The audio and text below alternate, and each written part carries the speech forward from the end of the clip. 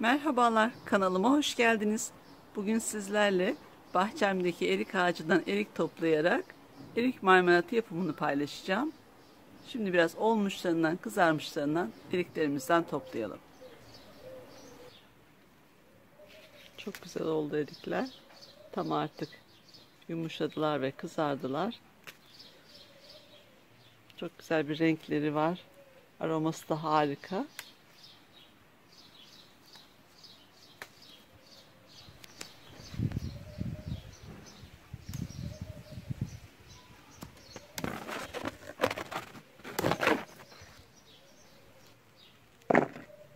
Bahçemizden eriklerimizi topladık. Güzelce yıkadım, saplarını ayıkladım. Burada 3 kilogram eriğimiz var. Size tam ölçü verebilmek için tarttım. Şimdi tenceremize alalım eriklerimizi. Eriklerimizi tenceremize alalım. Büyükçe bir tencere olmasına dikkat edin. Çünkü tenceredeki eriklerimizin dibi tutmasın diye 1 çay bardağı su ilave ediyoruz. Ve ocağımıza alıyoruz eriklerimizi. Ocağımızın altını açalım. İyice kısalım. En kısık ateşte. Yavaş yavaş eriklerimiz de dibi tutmasın. Ara ara da karıştırarak eriklerimizin yumuşamasını bekleyelim. Eriklerimiz 15 dakikadır kısık ateşte kaynıyor. Çok hafif, şimdi altını biraz daha açtım. Yine tam açık değil. Gördüğünüz gibi yumuşamaya başladı. Yavaş yavaş suyunu bırakıyor. Ama tam daha istediğimiz şekilde yumuşamadı. Aynı bu şekilde yine kaynamaya devam ediyor. Arkadaşlar, bu tip marmelat, reçel yapımlarında veya kompostoda tencerenizin ağzı mutlaka açık olsun. Kapatırsanız taşar, mutlaka kabarır çünkü. Onun için buna özen gösterin. Eğer kapatacaksanız da başından ayrılmamanız gerekir hiç. Her an taşabilir çünkü. Bu da bir küçük püf noktası olarak bunu da söyleyeyim. Eriklerimiz artık iyice yumuşadı. Gördüğünüz gibi dağılmaya başladılar. Bir 15 dakika kaynaması için 15-20 dakikada bu şekilde bir tık daha altını açarak bu şekilde kaynattım. Bu eriklerinizin cinsine göre değişebilir. Herkes kendi elindeki dağılma, yumuşamasına göre bakarak bu zamanı ayarlayabilir. Yani benimki böyle oldu diye sizin eriklerinizde tam bu şekilde olacak diye bir şey yok. Kendiniz baktığınızda bu şekilde yumuşamışsa ocağınızın altını kapatın ve biraz bir yarım saat kadar ılımaya bırakın.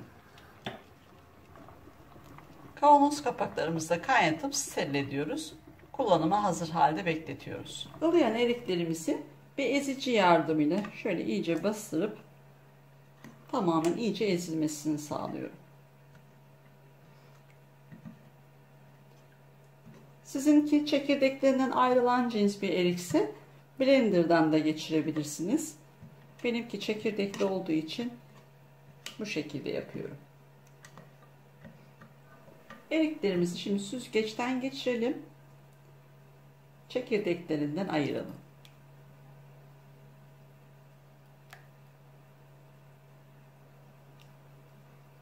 Şöyle bir kaşık yardımıyla da iyice karıştıralım.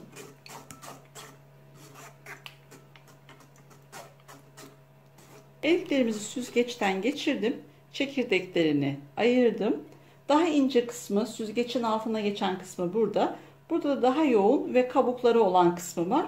Bunu da şimdi blenderdan geçirip diğerinin üzerine ilave edeceğim.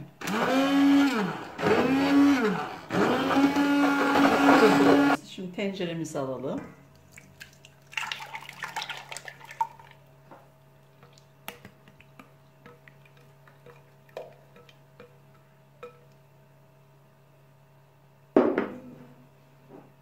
Blenderdan geçirdiğimizde alalım.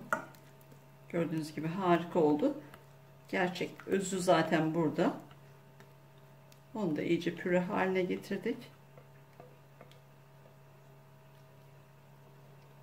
Şimdi şöyle iyice bir karıştıralım. Şimdi şekerimizi ilave edelim. Kilogram başına 2 veya 2,5 su bardağı şeker kullanabilirsiniz. Bu eriğinizin tatlılık oranına göre değişebilir veya sizin damak tadınıza göre değişebilir. İsteğinize göre ayarlayabilirsiniz. Ben şimdi kilogram başına 2,5 su bardağı olarak ayarladım ve şekerimi de ilave ediyorum. Güzelce yine karıştıralım.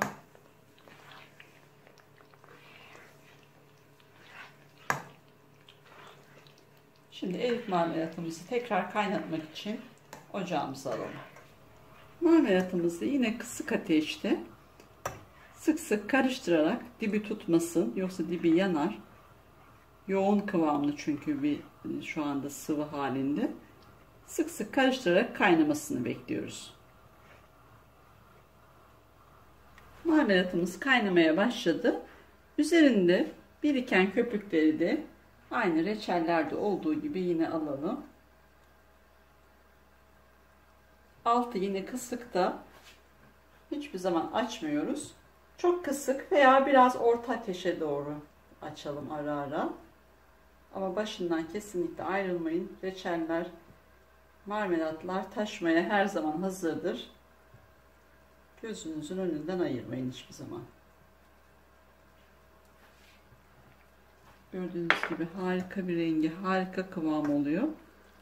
Şimdi bu şekilde yine kaynamaya devam edecek. Marmelatımız artık 25-30 dakikadır kaynıyor kısık ateşte.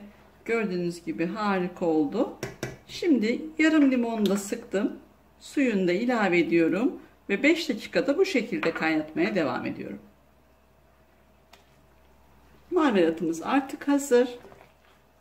Gördüğünüz gibi harika bir kıvamı oldu. Bu soğuduğunda zaten tam kıvamını alacak. Şimdiden bile harika oldu.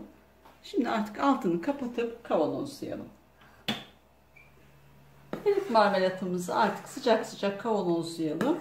Uzun süre saklayacaksanız mutlaka kaynar bir şekilde kavanozlayıp kapaklarını vakumlatmanız lazım. Şeker oranı reçele göre az olduğu için ekşime veya kapak atmalar olabilir.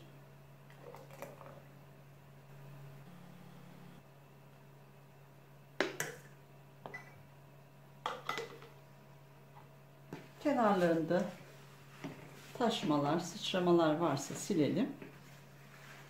Ve kapaklarını kaynattık. Steril, yeni ilk defa sıfır kapak. 2 tur döndürüp iyice sıkıştırıp ters çeviriyoruz.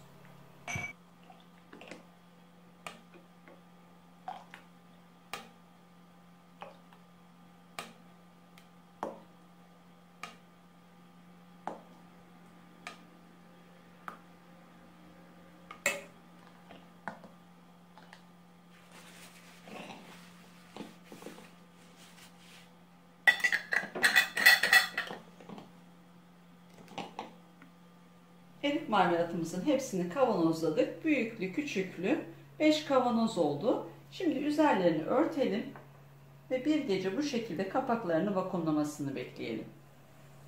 Kavanozlarımız bir gece örtünün altında dinlendi ve kapaklarını çok güzel bir şekilde vakumlamışlar. İçeri çökme olduğunda kavanozlarınızın kapaklarını vakumlamış demektir. Bu çok önemli. Mutlaka vakumlama işleminin gerçekleşmiş olması lazım. Yoksa bozulur. Marmelatınız olsun, reçel olsun, konserve fark etmez. Gördüğünüz gibi harika olmuş, rengi, dokusu muhteşem. Şimdi bir de kıvamına bakalım. Erik marmelatımızın bir de kıvamını göstermek istiyorum. Gördüğünüz gibi harika bir kıvamı var. Rengi, dokusu gerçekten muhteşem. Bol bol yapıp tüketebilirsiniz. Tam zamanı. Tüm deneyenlere şimdiden afiyet olsun. Kanalıma abone olup bana destek olursanız çok sevinirim. Başka bir tarifte görüşmek dileğiyle. Hoşça kalın.